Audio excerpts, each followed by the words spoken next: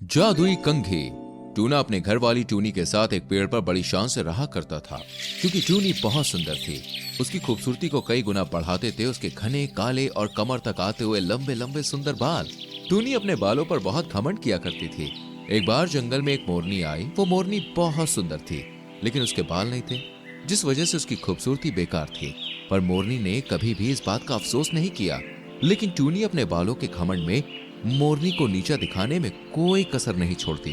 तुम तो ना मेरे सामने मत आया करो, तुम्हें देखकर मेरा पूरा दिन ही खराब हो जाता है। गंजी कहीं की, हटो सामने से। ऐसा क्यों कहती हो टूनी बहन? बहन, और वो भी तुम्हारी? अरे जाओ जाओ, तुम जैसी को बहन बनाना तो दूर, अपने घर की नौकरानी भी न बनाओ। हटो। अरे क्या जरूरत थी तुम्हें मैना से इतना कुछ बोलने की? ओहो हो, मैं तो भूल ही गई थी। मैना के चमचे तो यही हैं।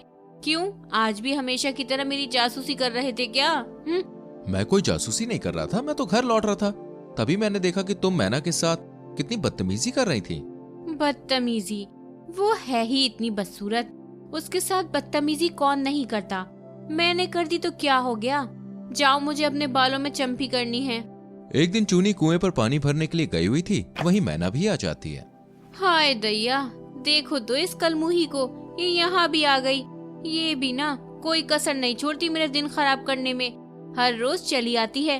जब तुझे कहा है कि मेरे सामने मत आया कर अपना ये गंजा सा लेकर, तो क्यों चली आती है?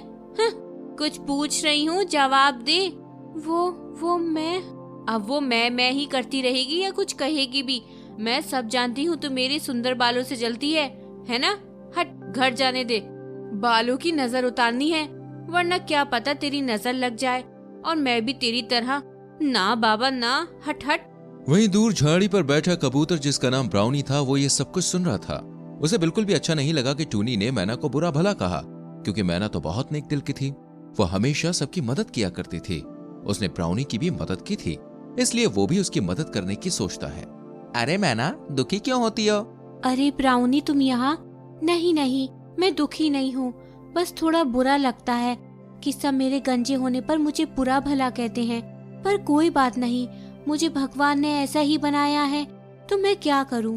तुम चिंता ना करो मैना, तुमने मेरी मदद की थी, अब मैं तुम्हारी मदद करूंगा। मेरे पास एक जादुई कंघी है, वो मेरे पिताजी ने मुझे दी थी, लेकिन मेरे वो किसी भी काम ना आई। हो सकता है कि वो कंघी पिताजी ने तुम्हारे लिए ही दी हो। चलो मेरे साथ चलो तुम। फिर मैना और ब्राउनी दोनों ब्राउनी के घर आते हैं, जहाँ ब्राउनी संदूक से उस जादुई कंघी को निकालता है और कहता है, मैना, तुम्हें बस इतना कहना है कि हे कंघी, सुनो सुनो, मेरा गंजापन दूर करो, फिर देखना तुम्हारा गंजापन कैसे दूर होता है। अच्छा ठीक है, हे कंघी, सुनो सुनो, मेरा गंजापन दूर करो। इतना कहते ही मैना के सिर पर घने काले और बेहद सुंदर बाल आ जाते हैं और वो खूबसूरत दिखने लगती है। अपने खूबसूरत बालों के साथ जब वो बाहर जाती है तो टूनी उसे देखकर दंग रह जाती है। उसकी आंखें फटी की फटी रह जाती हैं। इधर ब्राउनी टूनी को सबक सिखाना चाहता था, इसलिए वो चुपके से कंघी लेकर आता है और कहता है, हे कंघी, सुनो सुनो, टूनी के बालों में जुएं भर दो। इतना कहते ही टूनी के बालों में जुएं ही जुएं हो जाते हैं। वो सर खुजाती हुई घर पहुंचती है। टूना उसे देखकर बहुत परेशान हो जाता है।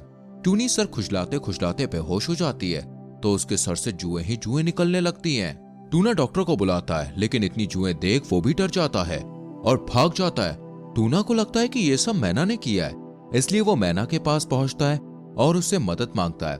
मैना ब्राउनी से कहती है और ब्राउनी भी मैना के कहने पर टूनी को वापस पहले जैसा कर देता है। टूनी होश में आते ही मैना से माफी मांगती है और फिर दोनों अच्छी वाली दोस्त बन जाती हैं। अच्छी लगी कहानी तो लाइक और शेयर जरूर करो। आने वाली कहानियों को देखने के लिए चैनल को सब्सक्राइब करके बेल आइकन प्रेस करो। मिलते हैं अगली कहानी में। Bye bye.